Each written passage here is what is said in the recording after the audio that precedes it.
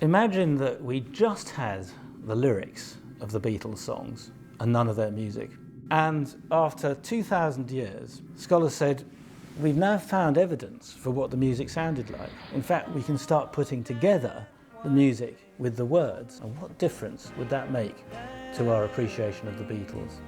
That is the position we're now in, with great poetry from the ancient world.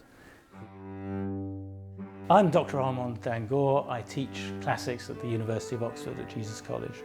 My particular interest is in ancient Greece, in ancient Greek culture, their literature, their poetry, their music, their metre. These are the things I teach. I trained as a musician for many years. I was at the Royal College of Music studying piano and cello. So I have a sense of how music is created and composed and what the principles of music are. Western literature begins with Greek literature. The epics of Homer, the love poetry of the lyric poets like Sappho, the poetess, and the great plays and tragedies of Euripides and Sophocles, the comedies of Aristophanes. But what people don't know is that this was originally all sung music. It was composed with music in mind and composed to be sung and performed very often with instruments and dances as well. So my project is to say, let's put the music together back with the words. It's exciting partly because it's brand new. It's not something that's ever been done, and one of the reasons it hasn't been done is because people didn't know that we had any access to the ancient melodies. But recently, in the last couple of decades, a lot of material has been brought together, and scholars have deciphered the way the melodic lines are actually written on pieces of stone and marble and also on papyri.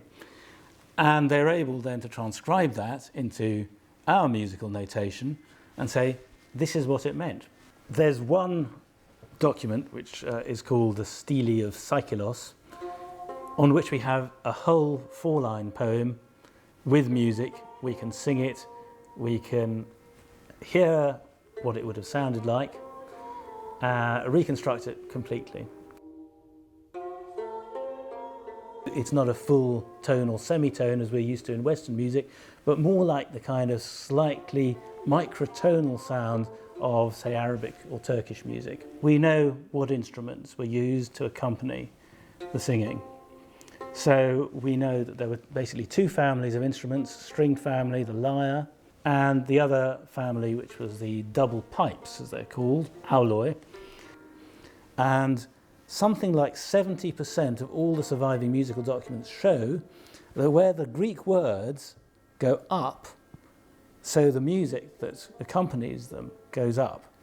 If the Greek word for good is agathos, their voice went up on the last syllable. So we can then say, well, we have the text of Homer, and we know where it goes up and down, and we know the principles on which Homer would have attached his words to musical sounds, and then we can reconstruct the music, and we can probably play the whole of the Homeric epic if we want to.